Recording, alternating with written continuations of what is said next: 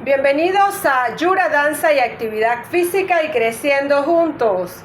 Hoy es martes de cuentos y algo más. Y quien les habla con muchísimo cariño, Yuraima Sarmiento. Hoy en martes de cuentos y algo más, vamos a contar el cuento de la Caperucita Roja, pero desde la óptica del lobo feroz. Y el cuento dice así: ¿y si el lobo no fuera el malo del cuento? Empezamos. Con todo lo que va pasando a lo largo de los años, las influencias de nuestro entorno, experiencias personales, relaciones sociales, nos vamos haciendo una estructura mental con la que vamos entendiendo la vida. Cada cosa que nos pasa o cada situación que vivimos, la interpretamos a través de todos estos filtros que nos hemos ido creando.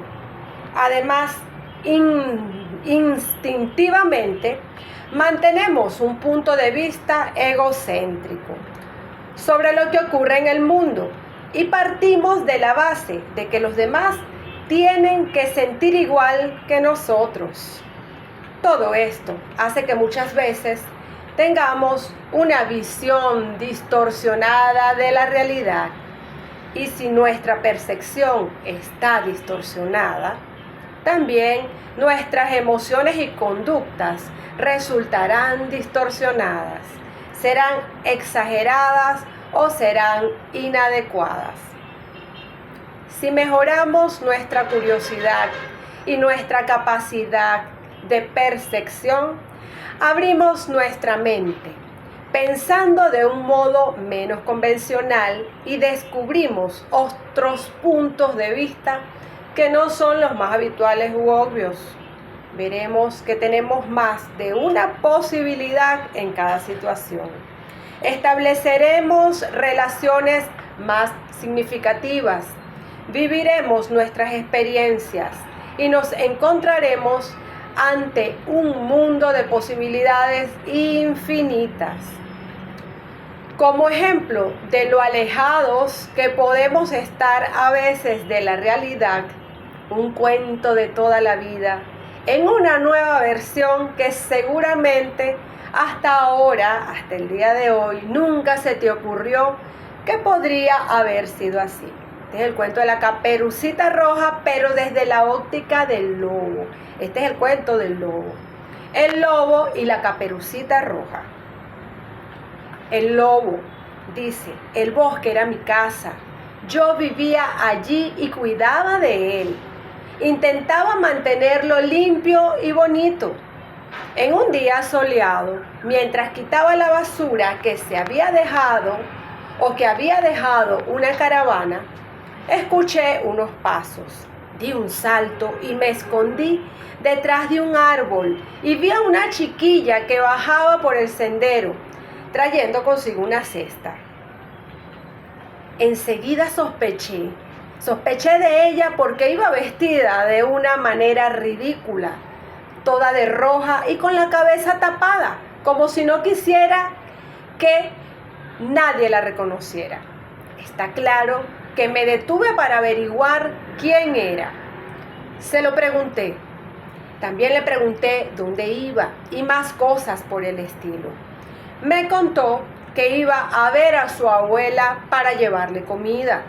En el fondo me pareció bastante honesta, pero estaba en mi bosque. Desde luego, parecía extraña, con esa capucha tan rara. Decidí, pues, enseñarle lo peligroso que era cruzar el bosque sola y yendo vestida de esa manera. Dejé que siguiera por su camino, pero me adelanté a casa de su abuela. Cuando vi a aquella amable viejecita, le expliqué mi inquietud y ella estuvo de acuerdo en que su nieta necesita enseguida una lección. Acordamos que la abuelita se escondiera debajo de la cama hasta que yo la llamara. Cuando llegó la chiquilla, la invité a que entrase en el cuarto de dormir. Yo me había acostado disfrazado con la ropa de la abuela.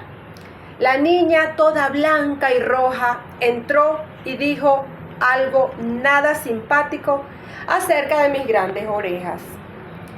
Ya me habían insultado otras veces y entonces me esforcé y le sugerí que mis grandes orejas me servían y mucho para oír mejor.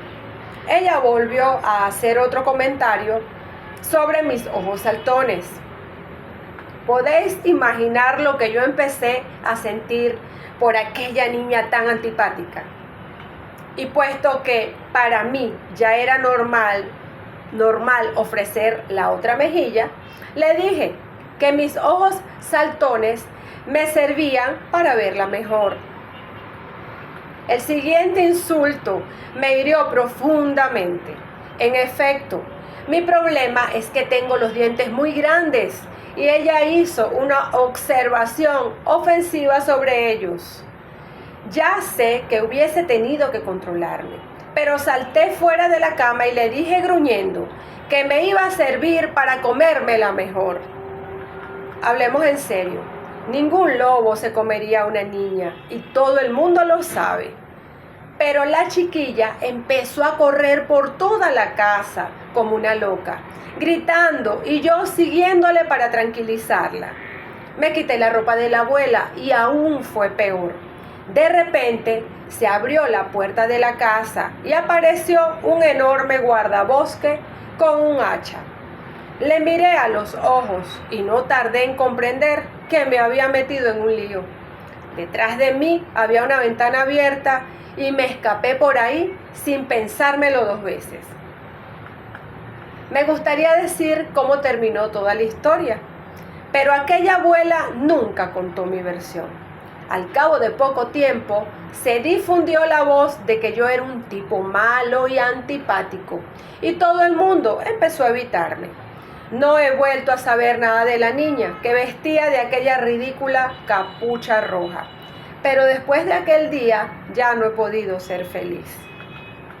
Wow, yo creo que esto nos cayó como anillo al dedo a más de uno, porque no podemos juzgar a la gente sin saber las dos caras de la versión de un cuento.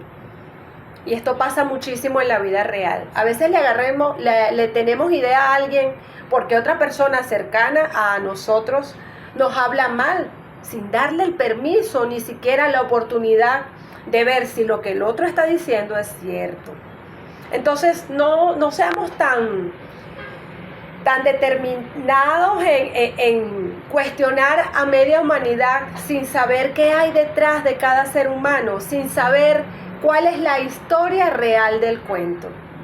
Porque siempre hay dos versiones, la de la persona que supuestamente es víctima y de la otra persona que supuestamente fue el victimario.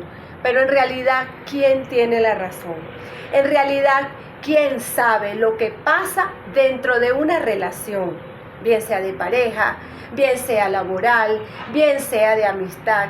¿Quién sabe qué pasa en la casa de una familia? Todo el mundo es bueno para chismear, para cuestionar, para criticar, para etiquetar y para señalar. Y no nos percatamos de vernos, sino de cuestionar al otro, a veces sin conocer la realidad de cada ser humano. Este cuento es una reflexión muy bonita, porque no podemos andar por la vida escuchando todo lo que nos dicen de otros, sin saber realmente cuál es la verdadera versión. Todo el mundo es malo desde su cuento, pero desde la otra parte del cuento, ¿qué pasó allí? Por eso a veces es mejor no meterse en camisas de 11 varas, como hizo el lobo, ni en problemas ajenos, porque cada quien tiene la oportunidad, la opción y el derecho y el deber de resolver sus propios asuntos.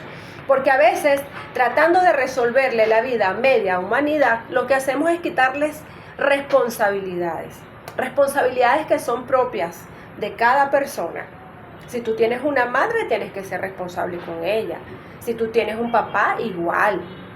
Porque ellos por nosotros dieron todo lo que pudieron. Y si no lo hicieron mejor es porque no tenían las herramientas. Pero no somos quien para juzgar a nuestros padres.